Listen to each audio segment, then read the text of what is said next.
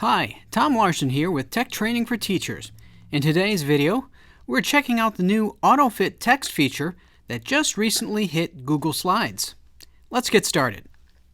If you've used Google Slides recently, you may have seen a pop-up message alerting you to the new AUTOFIT text feature. If you haven't seen it, you should within the coming days or weeks. And while I'm demonstrating this new feature in Google Slides, it's also worth noting that you will see the same new feature built into Google Drawings.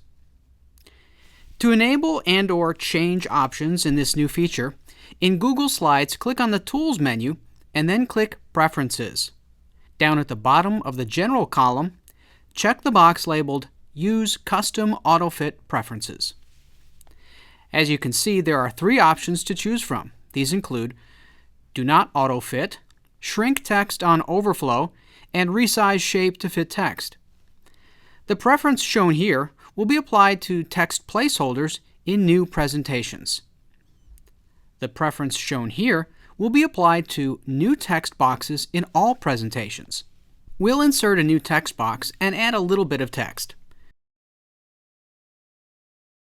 To change the text layout options, click inside the text box and then the Layout Options icon. With the Do Not AutoFit option selected, text can exceed the boundaries of the text frame.